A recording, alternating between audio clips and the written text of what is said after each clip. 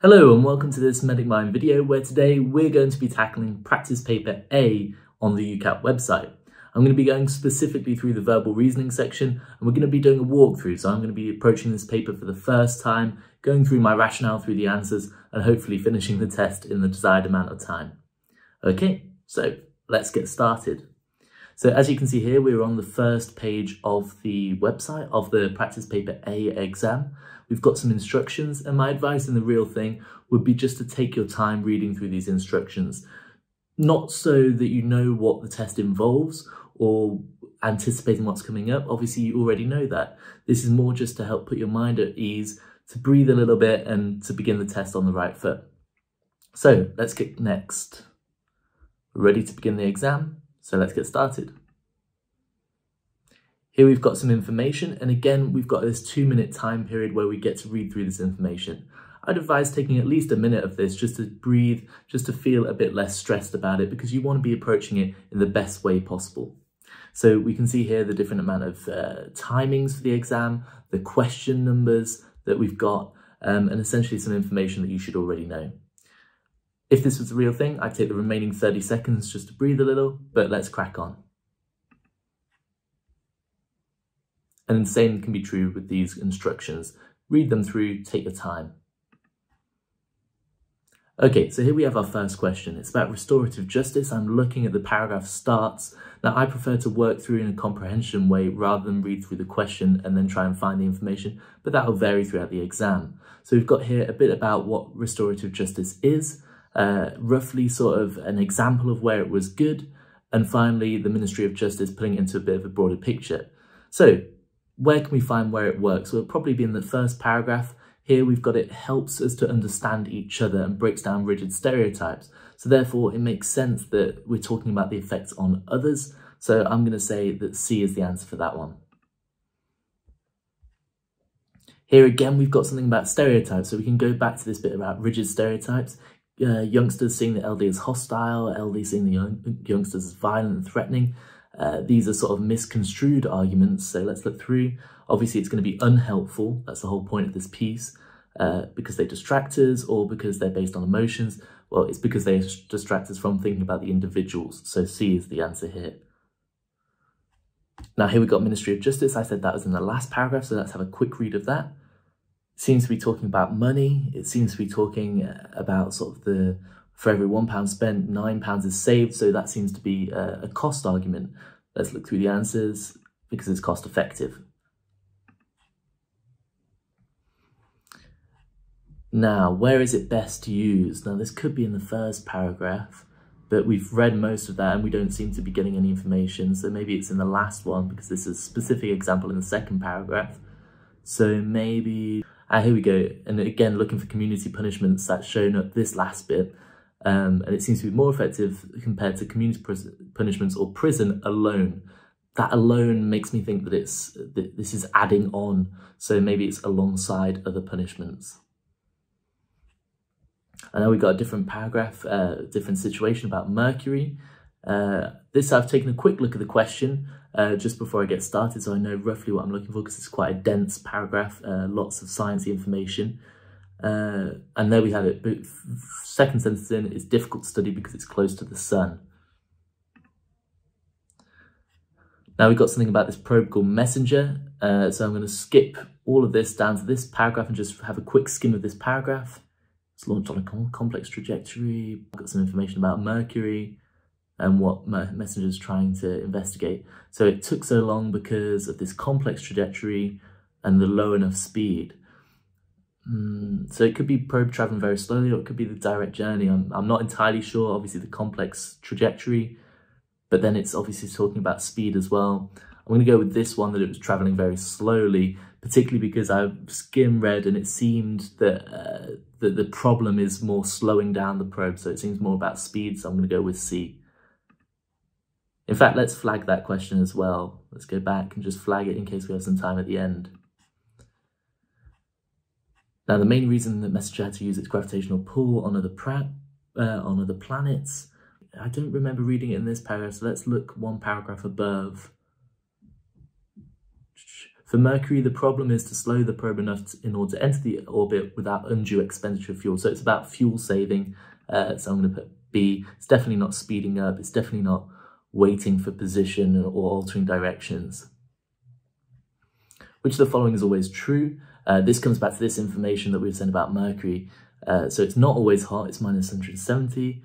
Always shows the same face to the sun. Well, that encompasses the rotation versus the time it takes to orbit. Now, that would be true if they were exactly the same, but they're not. It's 88 and 59, so B is not correct. A day on Mercury is longer than a year. Well, a year is 88 days, a day is 59 days, so that's not true, which leaves D, which seems to make sense as well. Okay, new paragraph, it's a chunky one. Just gonna have a quick skim through it. Okay, it's about school starting. We've got some information on the different school starting dates across Europe, it seems, and a bit about the world at the bottom there. Then we've got some rationale about why it's lower in the UK. Less advantaged backgrounds making up the deficits. But actually there's not much evidence. So it's saying actually this is an unfounded approach. And actually this last paragraph is talking more about this approach remains in place because it's more social and cultural rather than having any academic benefit. So with that in mind, let's look through the answers. Which of the following assertions best supported? Children get a head start. Well, that's not true. We're told that there's no evidence. There's no evidence that it's beneficial. There we go, B. I'm not going to move on because we say that there's actually, for the little research, there's no advantage. So all of the research, even though it's a small amount, shows that there's no advantage. So B seems to be a confident answer, which is not supported. So there's general support in the UK for this age. Well, that's summed up in the third paragraph. The best school starting age is 6. Now, this could be in the first sort of paragraph in this answer, in this test. Okay, so we've got something about the starting age of 6 here. We've got something out of a total of 45, 23 have a starting age of 6. It seems to be very factual. It's not saying anything about it being the best. And indeed, there's little research down here. It doesn't actually suggest an optimum point. So I don't think that's actually supported by this paragraph. According to the passage, which of the following statements is true? There are 6 with the school age starting at 5. No, that's not true because it's only the UK, Malta and Cyprus. In most countries, it's possible to delay the starting. Well, I think that comes back to this thing about with some allowing the children to delay starting if parents and teachers agree, whereas this is more of a blanket statement, so I don't think that's true. The most common starting age in Europe is the same as the rest of the world, where we're told it's 6 worldwide, and indeed 23 out of 45 have 6. That's more than half, so C seems to be correct. Based on the information, what can be inferred about the attitude of people in most European cultures, in countries? They seem to be starting later, so they probably believe that it's better to start later. That would make sense. Okay, now we've got a new thing about this hearth tax, setting it up, roughly sort of how it came to be, a bit more about the details in the third paragraph, and a bit more about the bigger picture. And that tends to be a good trend, a good tip that I would advise. The fourth paragraph is always somehow putting it in the bigger picture. So the tax was based on hearths and fireplaces. That's probably in the second paragraph because it's just giving us a bit more information. And yeah, here we go. There could be obviously more hearths than chimneys. So hearths could connect to a single chimney, therefore you can have many of them.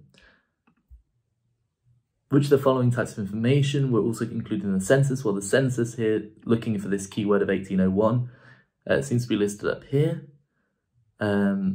Well, obviously, if you're talking about the hearths, it makes sense that you're putting down names and addresses. That seems to be supported here. Information on population and where they lived. That was probably in the census as well. So I'm just going to not read too much and put C. It's very unlikely that births and marriages are included in the hearth tax. The collectors, which one are more effective? I remember seeing that at the start of the fourth paragraph. Collected by sheriffs, receivers, farmers, eventually by commissioners who raised a record. So it's commissioners who were the most effective. According to the passage, the records relating to this type of primary of interest, this is going to be a difficult one because I don't know, there are many different ways that these could be embedded in the text. I'm just going to have a quick read. The records relating to it. Obviously this is setting it up. I've read a little bit about that, so maybe it's in here. We need to examine a separate record, the list of people. Such information is invaluable for genealogical research. That means family history, so B is correct. Okay, new passage. So we're talking about something complex science like eutrophication from your science, it seems, about nitrate levels in water. So this is going to be quite a sciencey one. I prefer to read these in full before I answer the question. So I'm just going to read that. When I say read in full, I just mean skimming through. Bear with me while I read. I prefer to read through just because I think with sciencey concepts, it's useful to get a gist of the concepts being discussed because most of the questions focus on that. Okay. Now this isn't true, they're lowest in the summer, that kind of came from here. So, and now hopefully I can save some time racing through these questions now I've read most of it. Some of the water available for possible extraction. So that was about water extraction.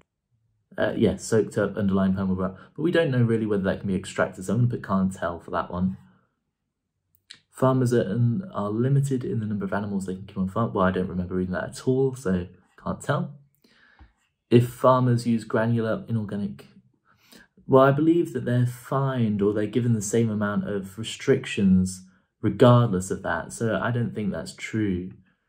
Now with these ones, I don't really like to go, if I've read the whole thing and I've invested a lot of time up front, I don't like to go back through and double check and doubt myself. I normally just go with my gut reaction when answering those questions, just because you're trying to save time on that after part.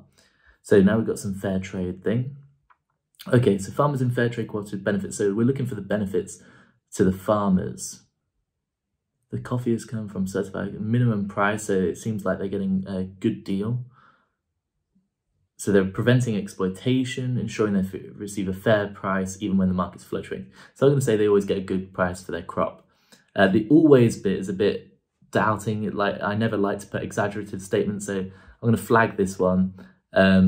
Just because it could be, for example, C, they rely on support. The always is what's putting me off, but nonetheless, we've got that bit about fair price in there. What does the fair trade mark do? I'm not even going to look at the question in this. It's an ethical purchase. I know that from my outside knowledge. I know I can't bring that in.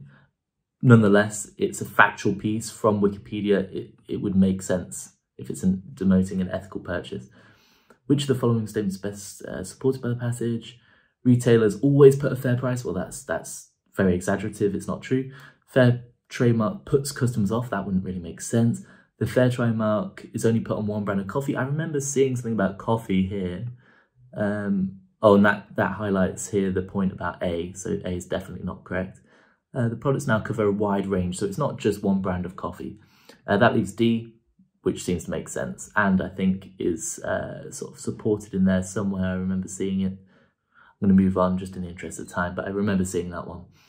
In a year where there's increased coffee bean production, it's like, ooh, this is an interesting one because it's more about economics. It doesn't necessarily tell you the mechanics of that in this text, I don't think. Just have a quick skim to see whether there's any examples that they quote. I don't think they give you any examples of where the coffee price has gone up, down, and what happened. But if there's lots of coffee, then surely the price would go down. And if the price is going down, well, because they're selling only a third as fair trade and the rest of it is at world prices, if the price goes down, the farmers are going to lose out whether or not they're fair trade or not. So I think the price is going down, fair trade growers are losing out. Okay, now we're on antibiotics. Now this is quite useful for medicine, so hopefully you know a bit about it already. And hopefully you know antibiotics, I mean, what they're effective against roughly is going to be bacteria. We just need to work out whether it's all or some. So let's have a look. The most well-known is penicillin. Very active against many infectious bacteria, not all infectious bacteria, that's key. So let's say some bacteria here. According to the passage, antibiotics should never be stored at home and reused because, okay, why they're given, what effect they have. There is evidence not, oh, here we go. Not completing or reusing can foster resistance because we don't reach the optimal concentrations. Ask your doctors for how long. Okay, so this is about reusing to store the antibiotics because some work with shorter but other need longer courses. You should never reuse antibiotics because you won't have sufficient dose. Okay, so they should never be stored and reused because there's not a sufficient dose. I don't like the word power here. It's more relating to concentration. There may not be enough to be effective. That seems a bit more of a sciencey statement, and it's all about dose. Based on the information, doctors prescribe antibiotics because, well, this paragraph is about prescribing. So they're prescribing just in case. Let's have a look. The patient asked them to. No, they're not sure what's wrong. It's a bit doubtful towards doctors, but it does fit with just in case. You prescribe something just in case because you're not 100% certain. So B seems to fit. According to the passage, taking antibiotics as direct is important because, well, it's all about resistance. So presumably to stop resistance. Yeah, here, an acquired immunity. Now, obviously, the science, I don't really like the idea that they've somehow acquired immunity through it, but regardless, I mean, it seems the best answer, harmless. Well, it's not about them becoming infectious. It's more about the resistance levels. Bacterial disease is not as dangerous. And again, it's not about danger, it's about resistance. So B is the most correct, I think, there. Okay, we've got a different question. I'm not going to try and pronounce this dude's name, so we'll just leave that. But he seems to be an architect, a Renaissance man. He designed the dome of Florence Cathedral. Something about the exact specifications of that in there. Okay, so he's good at maths. This is quite interesting, to be fair. A counterweighted hoist to lift 4 million bricks. Okay. He discovered linear perspective and understood the importance of strict proportions and mathematics of scale. His book, The Rules of... Okay, fine. So, builder's not the technical... So we're talking about his dome, and it did indeed say that it was delayed because they couldn't have the expertise to construct a dome of massive size and weight. So I think that this one... builders did not have the technical skills to construct domes. Well, I think we can't tell. We just know they can't build a big dome. This guy was the first person to protect. No, it wasn't, because he was one of, I think they said, one of the first modern patents. Here we go. So no, that's not true. It took, oh, this is definitely not true because the whole point was that it took ages to build. Some of these inventions, he's a gifted mathematician. Yeah, they call him a genius. So I think that's an understatement. So yeah, true. Okay, now we've got a different question. So we've got a ruined mansion, approach through the woodland, pierced field, seen through the early morning mist. Very romantic, fine. This is actually making me want to visit this place. So we've got some information about what roughly is the layout and what different people have called it. The best views, specifically from the house, what they look like. Okay, and there's some concern about the future of this place. Maybe it's crumbling apart. Okay, so it was probably designed between the years, so we've got 5 minutes left, so we've got to be quick. It was created almost 50 years before this date, almost, so it'll be above 1742, which these can be best supported by the information contained in the passage. Well, it's not, there's a wall on one side, it's hidden heavily. I don't know whether it said it was hidden. The views were carefully designed. I think it said something about strategic placement of trees. So that seems to be correct. Okay, the author is concerned, that fits with the last bit, is concerned that he and others may not enjoy it anymore. Visually borrowed, where does it say that here? Cleverly hidden from sight, so the wonderful landscape beyond the perimeter is visually borrowed. So I guess they're saying that the wall is hidden, so it looks like it goes on forever. So that fits with B. Fields which are not part of the estate are made to appear as though they are. Fantastic. Horatio, we got a new one. Horatio defended a narrow bridge against an invading foreign army. That seems to be true then. Great. Local Wallsend. Where's Wallsend? This one, because it's shorter and there's more distinctive words, I'm using the opposite technique, looking in here and then trying to find it in the text. Here we've got Wallsend, people local to Wallsend, descended from Roman married local women, okay? But we don't know anything about those women's opinions of whether it's good or bad, so can't tell. Roman wall finally became deserted, so when did they leave? Okay, here, it became deserted when the Romans retreated, so they weren't reassigned to further conquest. That implies they're expanding. In fact, they were retreating, so this is false. Most people living in the north of England are descended from Scandinavian will be good. Okay, here we go. Occasionally very small amounts of Scandinavian Viking. So even though they wish they were, actually most people are not. Okay, now we're on to our final passage. Hooray, we're nearly there. The Scottish country dance. It's a nice one, to be fair, to finish on. Some information about what it is. Okay, here's the instructions. These ones I prefer, again, to read because it's more conceptual based. It's important that you understand the concept. So we've got 6 dancers. They go in a circle, they go back again, then they talk to each partner. They talk to each partner again, doing some linking thing. Then they advance towards each other, go back, and then they dance towards each other and go underneath the arms. Okay, fine. It cannot be properly danced by a group of 20 people. Well, you need a multiple of 3, so I guess that's true. It can't be properly danced. You finish with different partners at the end of the dance.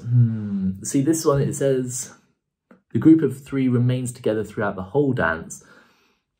So that implies that you finish with the same partners, but it depends whether you count the, obviously, initial group of 3 as the partners, as in like the other group of 3 as the original partners. I'm not entirely sure, based on the wording of this question, which way it wants us to go. I guess you do, I mean, you go underneath the arms and you end up with another pair of 3. So I'm going to put true, you finish with different partners. I would flag that one, but we've not got enough time, and I've flagged other ones which I'm more unsure about, so I'm not going to flag it. Scottish country dancing does not only take place in Scotland. That seems to be true. It's been exported, it says, all over the world.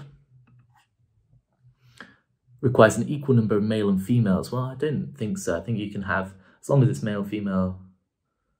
Yeah, it says you can have 2 men and a lady, or 2 ladies and a man. It doesn't matter.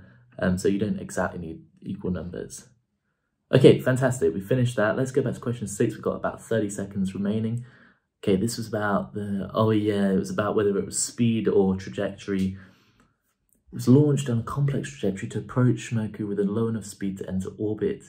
And it seems like the speed is responsible for this date particularly. So I would say that the speed is the key thing here.